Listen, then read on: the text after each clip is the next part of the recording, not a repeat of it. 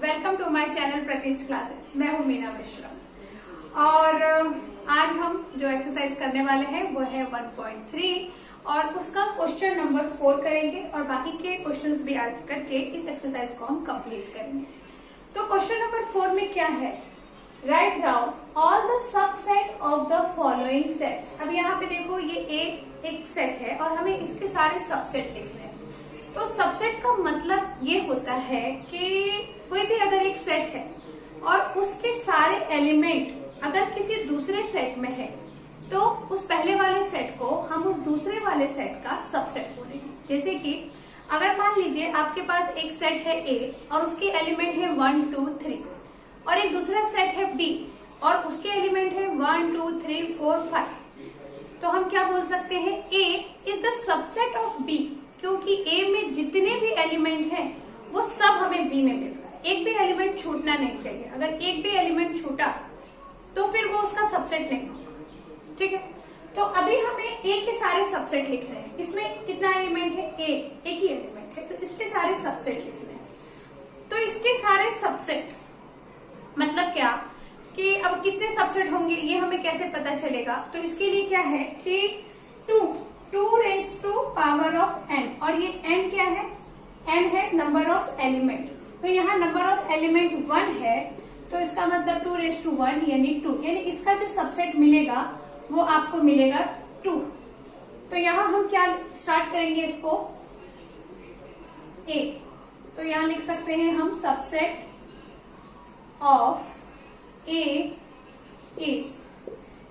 एक और बात आपको ध्यान रखना है कि जो 5 है वो सबका सबसेट होता है। 5 मतलब जो ब्लैंक सेट जो होता है, एम्प्टी सेट जिसको हम बोलते हैं, वो सबका सबसेट होता है। तो यहाँ पर हम जितना भी कभी भी अगर आपको सबसेट लिखने के लिए आएगा तो उसको 5 से ही स्टार्ट करना है।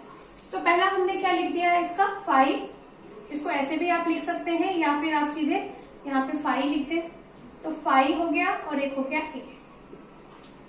और कोई भी जो सेट होता है वो खुद अपना एक सबसेट होता है। जैसे जब हम फैक्टर लिखते हैं तो अगर मुझे 2 का फैक्टर लिखना है तो मैं लिखूंगी 1 और एक लिखूंगी 2, मतलब 1 तो सबका फैक्टर होता ही है और साथ ही साथ वो नंबर खुद अपना फैक्टर होता है।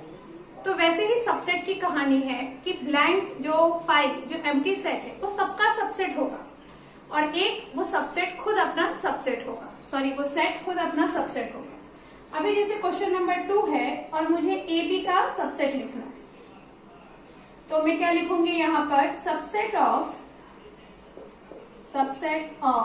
ए बी इज, पहले 5, देन एक A लिख दो, फिर B लिख दो और फिर लिख दो AB।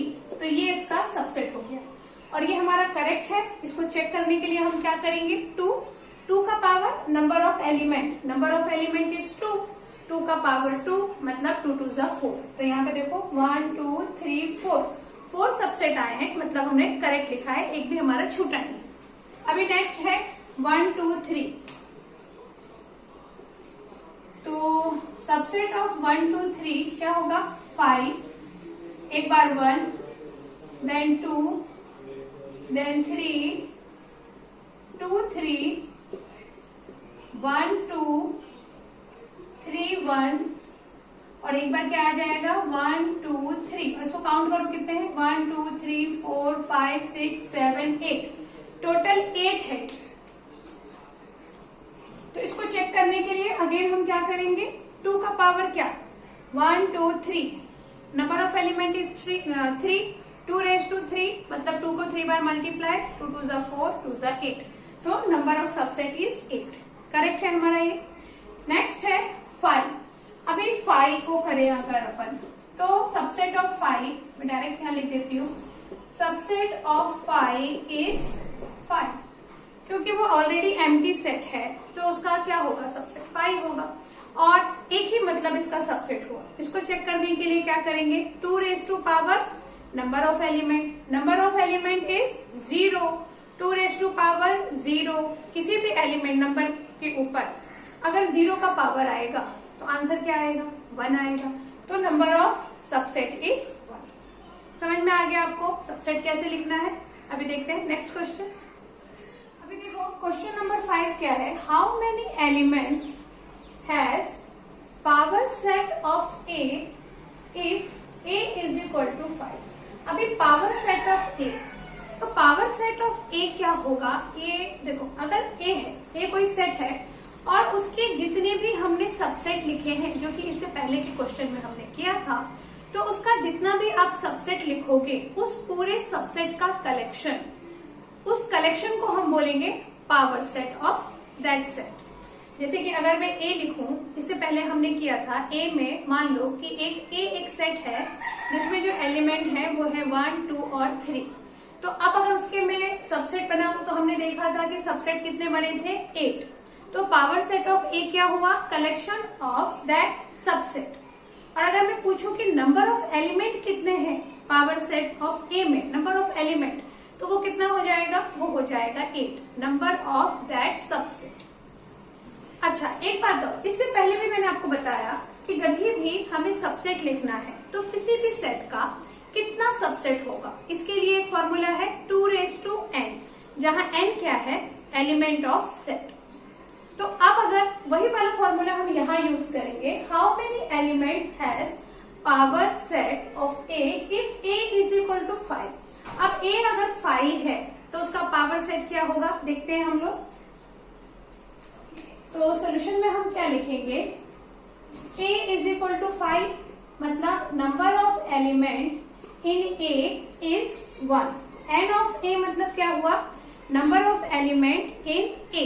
तो नंबर ऑफ a 1 नहीं होगा, 0 होगा, क्योंकि 5 का मतलब होता है 0, एम्प्टी सेट को हम 5 बोलते हैं। तो number of element in set a is 0। Okay, अभी power set of A is equal to क्या होगा, ये formula 2^0। Power set of A is equal to 2^0। यहाँ पे number of element in power set of A is equal to 2^0, that is 1। क्योंकि यही formula होता है, number of power set of A is equal to 2 number of element that is 1। तो इसका मतलब क्या हुआ, hence how many elements has power set of A has 1 element. अब अगर यहाँ मान लो ए में 5 ना होके 3 या 4 एलिमेंट वाला कोई सेट होता, तो हम 2 के ऊपर उतना ही पावर लगाते, 2 को उतने टाइम मल्टीप्लाई करते, फिर उतना नंबर ऑफ एलिमेंट हमारे पावर सेट में आ जाता। ओके, अभी next, right following in intervals. ये जो क्वेश्चन है इसको इंटरवल में लिखना है। इंटरवल में थोड़ा कंफ्यूजन होता है जनरली, तो मैं आपको एक बार एक्सप्लेन करती हूँ कि इंटरवल कितने टाइप के होते हैं। देखो, इंटरवल 2 टाइप का होगा, एक होगा ओपन इंटरवल, एक होगा क्लोज इंटरवल। अभी ये ओपन इंटरवल क्या है और क्लोज इंटरवल क्या है, पहले हम लोग वो समझेंगे। मैं यहाँ समझा रही हूँ, अगर इस तरह के ब्रैकेट में शो हुआ है मतलब वो ओपन इंटरवल है। मान लो ये ए बी एक सेट है ओपन इंटरवल का, मतलब ये ओपन इंटरवल में मैंने इस सेट को शो किया है। तो अब ये ए बी का मतलब ये हुआ कि ये ओपन इंटरवल का मतलब क्या हुआ कि जो भी ये जो नंबर लाइन है, इस नंबर लाइन पर ए और यहाँ इस कोने में आ गया बी, तो इसके बीच के जितने भी एलिमेंट होंगे वो सारे एलिमेंट इसके अंदर होंगे। अभी जैसे कि एक एग्जांपल आप ऐसा देख लो कि मैंने यहाँ लिख दिया -4 और यहाँ लिख दिया 7। तो अब ये -4 to 7 है ना, तो यहाँ आ गया -4 और यहाँ आ गया 7। तो -4 से 7 के बीच में जितने भी नंबर होते हैं वो सब इस सेट में बिलोंग करेंगे, लेकिन -4 और 7 उसमें बिलोंग नहीं करेगा। -4 से स्मॉलर नंबर और 7 से स्मॉलर नंबर उसमें बिलोंग करेंगे, यानी 6 तक हम लिखेंगे। लेकिन -4 और 7 ये दोनों इंक्लूड नहीं होगा, तो उसको हम बोलते हैं ओपन सेट, जिसमें जो भी आपने नंबर लिखा है वो इंक्लूड नहीं होगा, उसके बीच के सारे एलिमेंट उसमें इंक्लूड होंगे। ओके, ये तो हो गया आपका ओपन सेट। अभी क्लोज सेट की बारी आ गई। तो अगर ये क्लोज सेट होता, क्लोज सेट को कैसे शो करते हैं हम, इस तरीके से, जैसे ये 1 और ये 2, यहाँ पे 3 लिख देती हूँ, 1 and 3, ये क्लोज सेट का ये सिंबल है। क्लोज सेट का मतलब ये हुआ कि 1 से लेकर 3 तक का नंबर उस सेट में इंक्लूड होगा। मतलब आपको 1 को भी इंक्लूड करना है, आपको 3 को भी इंक्लूड करना है, और साथ में बीच में जितने भी नंबर होंगे वो सारे इंक्लूड होंगे। तो वो हो गया क्लोज सेट। तो क्लोज सेट जिसमें नंबर इंक्लूड होता है, ओपन सेट जिसमें कि वो जो नंबर दिए हुए हैं उसके बीच के नंबर इंटरवल मतलब इंक्लूड होंगे, वो नंबर खुद इंक्लूड नहीं होगा, ओपन सेट। और क्लोज सेट में वो भी इंक्लूड होगा। अच्छा, इसको याद रखने का एक ट्रिक ये हो सकता है, नाम से आप याद रखो, क्लोज, कोई भी चीज जब क्लोज होती है, क्लोज कब होती है? जब मान लो एक शॉप है, उस शॉप को मुझे क्लोज करना है, तो शॉप को क्लोज करना है तो क्या करेंगे हम, उसके अंदर का जितना भी सामान है सब बेच दो, शॉप हमेशा के लिए क्लोज। तो वैसे ही आप ऐसा याद रख सकते हो कि 1 और 3 है, वो भी इंक्लूड हो गया, सब खत्म, और वो हो गया क्लोज। इस तरह से आप याद रख सकते हैं। कोई और भी आप ट्रिक ढूंढ लो याद रखने का, क्योंकि जनरली इसमें कंफ्यूजन होता है कि ओपन में नंबर्स को इंक्लूड करना है कि क्लोज में इंक्लूड करना है। तो ओपन में इंक्लूड नहीं करना है, ठीक है, और क्लोज में सबको इंक्लूड कर देना है जो दिए हुए हैं वो भी। अच्छा, अभी ओपन और क्लोज इंटरवल हम समझ गए हैं। तो उसमें 4 टाइप के नोटेशन होते हैं। 4 टाइप का नोटेशन मतलब कैसा कि जैसे मान लो यहाँ 1 है और ये 3 है, तो ये हो गया 1 3, मतलब ये हो गया ओपन इंटरवल। अभी ओपन इंटरवल में क्या होगा, 1 और 3 के बीच के नंबर इंक्लूड होंगे, 1 3 उसमें इंक्लूड नहीं होगा। अब इसी को एक ये टाइप का इंटरवल भी पॉसिबल है कि यहाँ से ओपन हो और यहाँ से क्लोज हो। अब इसका मतलब ये हुआ कि 1 तो इंक्लूड नहीं होगा, लेकिन ये 3 इंक्लूड होगा, मतलब 3 is including and 1 is excluding. 3 क्यों इंक्लूड होगा, क्योंकि 3 के बाद ये बॉक्स यहाँ से क्लोज को शो कर रहा है। तो ये ओपन क्लोज इंटरवल इसको हम बोलते हैं कि 1 इंक्लूड नहीं होगा और 3 इंक्लूड होगा। अभी एक और हो सकता है कि 1 को हम इंक्लूड कर दें और 3 को एक्सक्लूड कर दें, तो ये हो गया close open interval, 1 is including and 3 is excluding. ये तो हो गया number 3 and number 4, 1 and 3 both are including. ये तो क्लोज इंटरवल है, ये तो हमको पता ही है। क्लोज इंटरवल मतलब 1 और 3 जो भी उसके एलिमेंट है वो सब इंक्लूड होंगे। इन सब चीजों को ध्यान में रखते हुए अब हम ये क्वेश्चन सॉल्व करेंगे। ये जो क्वेश्चन है इसको आपको इस फॉर्म में ही लिखना है, right the following in intervals. Interval के फॉर्म में हमें लिखना है। अभी ये सेट बिल्डर के फॉर्म में लिखा हुआ। तो आंसर नंबर 1 देखो, रीड करो क्वेश्चन क्या है, x where x belongs to r, r मतलब रियल नंबर। इसका मतलब ये हुआ कि ये जो सेट है, इस सेट में किस टाइप के नंबर है, इस सेट में x टाइप के नंबर है। और वो x कैसा है, वो x है रियल नंबर। पहला क्लू ये मिल गया कि x रियल नंबर है, और दूसरा क्लू हमें आगे मिलेगा, x is greater than -4 and less than and equal to 6। अभी ग्रेटर -4 है और less than and equal to 6 है, तो इसको आप कैसे लिखोगे? इसका मतलब ये हुआ कि -4 उसमें इंक्लूड नहीं हो रहा है और ये जो 6 है ये इंक्लूड हो रहा है। क्लियर? -4 इंक्लूड नहीं हो रहा है क्योंकि यहाँ से -4 से ग्रेटर है वो, यानी -4 इंक्लूड नहीं करना है। Less than and equal to 6, तो इक्वल का साइन आया, मतलब कि 6 को इंक्लूड करना है। तो अब आप इसको कैसा बनाओगे? फर्स्ट वाले का देखो, -4 की तरफ ओपन रखेंगे और 6 की तरफ हम रख देंगे क्लोज। तो हो गया ये -4 से ग्रेटर और 6 से लेस और इक्वल। तो इस टाइप का ये इंटरवल बनेगा। क्लियर? अभी सेकंड क्वेश्चन देखो, x it is a set of x where x is real number. और सेकेंड क्लू क्या मिला है हमें x को लेकर, x is greater than -12 and less than -10। Again यहाँ पर इक्वल का साइन कहीं नहीं है, इक्वल का साइन नहीं है मतलब उसको इंक्लूड नहीं करना है। तो इसका जो सेकंड होगा, सेकंड में हम क्या लिखेंगे? सेट हमारा कैसा बनेगा? ओपन सेट बनेगा, -12 एंड -10। और दोनों साइड से वो ओपन होगा क्योंकि हमें इन दोनों को ही इंक्लूड नहीं करना है, यहाँ लिखा हुआ है। थर्ड में देखो x is greater than and equal to 0। अब यहाँ पे 0 में इक्वल का साइन है, मतलब 0 की तरफ क्लोज होगा क्योंकि 0 को इंक्लूड करना है। एंड लेस देन 7, तो इसका आंसर कैसा होने वाला है, क्लोज फ्रॉम 0 7 की तरफ से ओपन, क्योंकि यहाँ पे लेस का साइन है, मतलब इक्वल का साइन है। अगर इक्वल का साइन होता, चाहे less than equal, greater than equal, इससे फर्क नहीं पड़ता है, इक्वल का साइन है, इसका मतलब उसको इंक्लूड करना है। तो ये हो गया। नेक्स्ट है 4, x where x belongs to R and x is greater than and equal to 3, less than and equal to 4, दोनों में इक्वल का साइन है, तो इसका सिंबल कैसा होगा, interval 3 4, both side is close. Clear हो गया आपको ये इंटरवल के बारे में। वेल अभी next question number 7, right the following intervals in set builder form. अभी जो हमने सेट था हमारे पास, उसको हमने इंटरवल के फॉर्म में लिखा था, और अब ये हमारे पास इंटरवल के फॉर्म में है और इसे हमें सेट बिल्डर फॉर्म में लिखना है। तो सेट बिल्डर फॉर्म मतलब समझ गए कैसे लिखना है। स्टार्ट करते हैं। देखो ये क्या है, ओपन इंटरवल है, तो क्या लिखेंगे हम आंसर में, answer 1, it is a set of x where x is real number. तो दिख ही रहा है रियल नंबर क्या होगा, वो सारे नंबर जो हम पढ़ते हैं वो रियल नंबर होते हैं, बस इतना याद रखो।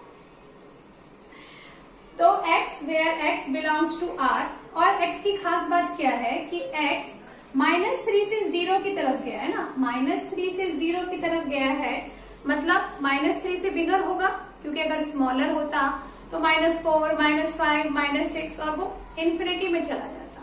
लेकिन यहाँ पे ये -3 से 0 गया है, तो x is greater then -3 and 0 से आगे नहीं बढ़ा है ना, तो लेस देन 0 ये होगा, 0 पे एंड हो गया, तो x is greater then -3 and less then 0 ये हो गया ओपन इंटरवल।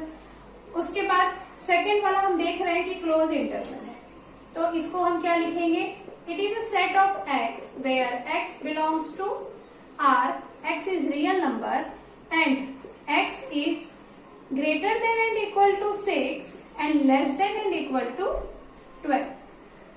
अब यहाँ पर 6 से 12 के बीच में है, तो 6 से 12 है मतलब ग्रेटर x जो है वो 6 से आगे बढ़ेगा और कहाँ पे जाके एंड होगा, 12 पे जाके एंड होगा, और 6 को भी इंक्लूड करना है। ये हमें कौन बता रहा है, इसका ये सिंबल क्लोज इंटरवल, तो इसलिए हम यहाँ पर इक्वल का साइन लगाएंगे। नेक्स्ट है, यहाँ से ओपन है, यहाँ से क्लोज है, तो अब आप इसको क्या लिखोगे, it is a set of x where x belongs to R and x is greater than 6 not equal and less than and equal to 12, क्योंकि यहाँ पे क्लोज इंटरवल का साइन है, तो यहाँ पे इक्वल का साइन आएगा क्योंकि हम उसको इंक्लूड करेंगे। नेक्स्ट है this one, x where x is real number and again यहाँ से क्लोज है और यहाँ से ओपन है, तो x is greater than and equal to -23 and less than 5। Close होगा तो इक्वल का साइन लगेगा, क्लोज नहीं होगा नहीं लगेगा। Okay, question number 8, what universal set would you propose for each of the following.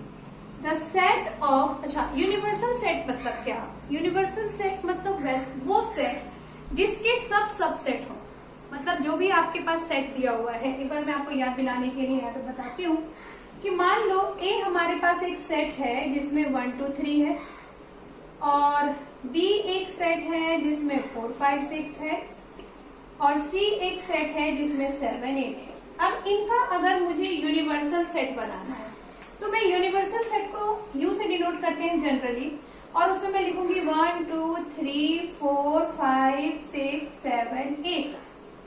इसमें वो सारे एलिमेंट आएंगे। अब इसको आप जब देखोगे तो आप क्या देखोगे कि A is the subset of U, B is the subset of U and C is also the subset of U। That's why U is universal set, मतलब हमारे क्वेश्चन में जितने भी सेट दिए हुए हैं वो सब अगर किसी एक पर्टिकुलर सेट के सबसेट हुए तो उसको हम यूनिवर्सल सेट बोलेंगे, उस पर्टिकुलर सेट को। तो वैसे ही क्वेश्चन ये है, सेट ऑफ राइट ट्रायंगल्स। अगर हमारे पास एक सेट है जिसमें कि राइट एंगल ट्रायंगल है, तो उसका यूनिवर्सल सेट क्या होगा? तो उसका यूनिवर्सल सेट हो सकता है सेट ऑफ ट्रायंगल, जिसमें कि हर टाइप के ट्रायंगल हो उसका एक सेट, क्योंकि वो जो राइट एंगल ट्रायंगल है वो उसका सबसेट होगा। किसका? जिसमें कि हमने ऑल ट्रायंगल्स डाले हुए हैं, तो उसका सबसेट कौन होगा? जिसमें सिर्फ राइट एंगल ट्रायंगल है। तो एक तो हम क्या बना सकते हैं, द सेट ऑफ ट्रायंगल्स, या फिर हम अगर ऐसा कोई सेट बनाए जिसमें पॉलीगॉन है। पॉलीगॉन का मतलब होता है structure, closed structure having more than 2 side. 2 side से ज्यादा, वैसे भी क्लोज स्ट्रक्चर है तो वो 2 साइड से ज्यादा होंगे तभी उसका क्लोज स्ट्रक्चर बन पाएगा। तो क्लोज स्ट्रक्चर जिसमें 2 से ज्यादा साइड होते हैं उसको हम बोलते हैं पॉलीगॉन। उसमें 3, 4, 5, 6 जितना भी साइड आप इमेजिन कर सकते हो उतना इमेजिन करो, उसको लेके एक क्लोज स्ट्रक्चर बनाओ, उस स्ट्रक्चर को हम पॉलीगॉन बोलेंगे। उसमें ट्रायंगल भी हो सकता है, उसमें क्वाड्रिलेटरल भी हो सकता है, ट्रायंगल के ऑल साइड, क्वाड्रिलेटरल के ऑल साइड, और भी बहुत सारे स्ट्रक्चर। तो अगर हम पॉलीगॉन का एक सेट बनाएं तो ऑब्वियसली उसमें ट्रायंगल आएगा ही, ट्रायंगल के सारे टाइप आएंगे और उसमें राइट एंगल ट्रायंगल भी आएगा। तो यूनिवर्सल सेट क्या हो सकता है? For the set of right triangle the universal set can be the set of triangles और द सेट ऑफ पॉलीगॉन। इसको हम यूनिवर्सल सेट बोल पाएंगे। ऐसे ही सेकेंड है the set of isosceles triangle. इस बार जो हमें सेट मिला है वो मिला है आइसोसेलेस ट्रायंगल। आइसोसेलेस ट्रायंगल मतलब जिसमें कि जो 2 साइड है वो इक्वल होते हैं। अब आइसोसेलेस ट्रायंगल का यूनिवर्सल सेट अगर आपको बनाना है तो क्या हो सकता है? Set of all triangle, set of polygon, same answer. तो वही लिखा है, for the set of isosceles triangles the universal set can be the set of triangle और द सेट ऑफ पॉलीगॉन। क्योंकि ट्रायंगल का सेट हमने बनाया तो उसमें हम all type of triangle include करेंगे, और अगर पॉलीगॉन का हमने सेट बनाया तो उसमें भी all type of triangle include करेंगे। समझ में आ गया? अभी देखते हैं जो हमारा लास्ट क्वेश्चन है। Question number 9, given the sets A is equal to 1, 3, 5। ये एक सेट है A, elements are 1, 3, 5। Then set B, elements are 2, 4, 6 and set C, elements are 0, 2, 4, 6 and 8. Which of the following may be considered as universal sets for all the 3 set A, B and C? अभी ये जो question आपको दिए हुए हैं इनमें से हमें ये डिसाइड करना है कि किसको हम इन तीनों का यूनिवर्सल सेट बोल सकते हैं। तो अभी आपने देखा कि यूनिवर्सल सेट तब होगा जब A उस सेट का सबसेट हो, B भी उसका सबसेट हो और C भी उसका सबसेट हो, तभी हम उस सेट को यूनिवर्सल सेट बोलेंगे। तो अब एक एक करके हम चारों को चेक करेंगे कि ऐसा हो रहा है कि नहीं। तो देखते हैं पहले सॉल्यूशन 1। अब इसमें आप देखो कि ये जो हमारे पास सेट दिया हुआ है ये 0 से लेके 6 तक नंबर है और A के पास नंबर है 1, 3, 5। मतलब क्या हुआ कि A is the set of subset of this. तो हम यहाँ लिख सकते हैं A इज सबसेट ऑफ, अब इसका कुछ नाम मेंशन नहीं है तो इसलिए हमको पूरा सेट लिखना पड़ेगा। ओके, अभी B को चेक करो, 2, 4, 6 है, इसमें 2, 4, 6 है, तो B is also subset of 0, 1, 2, 3, 4, 5, 6।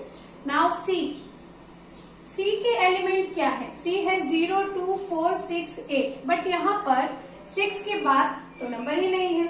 इसका मतलब ये हुआ कि C is not the subset of 0, 1, 2, 3, 4, 5, 6। Therefore, this set cannot be the universal set. अगर ये तीनों ही सबसेट होते तो यूनिवर्सल सेट होता। तो हम क्या लिखेंगे? Therefore 0, 1, 2, 3, 4, 5, 6 is not universal set. Universal यहाँ लिख देती हूँ set of universal set for all the three set for all the three given sets लिख देती हूँ, given sets। आप for all the three set ABC ऐसा भी मेंशन कर सकते हैं या इस तरह से लिख सकते हैं। नेक्स्ट हम देखेंगे फाई के लिए। तो फाई के लिए ए फाई का सबसेट हो सकता है। देखो फाई तो सबके अंदर ही है, ये जितने भी है इन सब में फाई तो है। फाई मतलब ब्लैंक, एम्प्टी सेट। तो ए, लेकिन उसके अलावा इसमें 1 2 3 1 3 5 भी तो है, मतलब ये सब एम्प्टी नहीं है, इनके अंदर एलिमेंट है। तो इसके लिए ये फाई के सबसेट नहीं हो सकते। फाई इनका सबसेट हो सकता है बट ये फाई के सबसेट नहीं हो सकते हैं। तो हम यहाँ सेकेंड में क्या लिखेंगे, A is not subset of phi, B is not subset of phi, and C is not subset of phi. Therefore, phi cannot be universal set for all the three given sets। अच्छा, ये चीज मैं अभी बार बार नहीं लिखूंगी, सब में same लिखना है। समझ ही गए आपको क्या लिखना है। अभी 3 को चेक करते हैं। क्वेश्चन नंबर 3 में देखो 0 1 2 3 4 5 6 7 8 9 10 सब कुछ है हमारे पास। तो हम क्या बोल सकते हैं, A is the subset of 0 1 2 3 4 5 6 dot dot लगा के 10 लिख देती हूँ।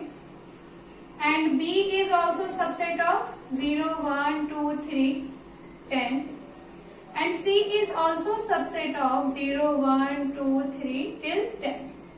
Therefore अभी तीनों ही उसका सबसेट है। Therefore this set is universal set।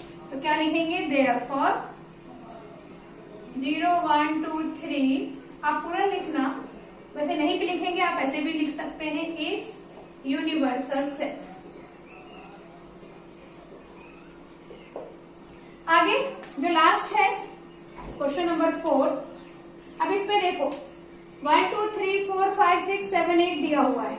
Okay, तो A is the set of subset of this, क्योंकि 1 3 5 है इसमें 1 3 5। तो हम क्या लिखेंगे, हम लिखेंगे A is subset of this set. Second हम लिखेंगे B 2 4 6 2 4 6 B is subset of this.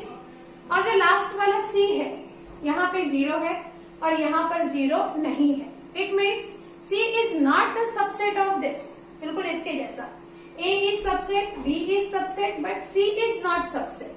Therefore, this is not universal set for all the three given sets। बस यहाँ पर जो सेट है, इस सेट की जगह आपको ये वाला सेट यहाँ पर लिखना है। ओके, तो ये एक्सरसाइज कंप्लीट हो गया है। आपको अच्छे से समझ में आ ही गया होगा। नहीं आया तो आप कमेंट सेक्शन में कमेंट करिए, ईमेल करिए, इंस्टाग्राम पे मैसेज करिए। ओके, फिर मिलते हैं नेक्स्ट लेक्चर में एक नए एक्सरसाइज के साथ। Thanks for watching.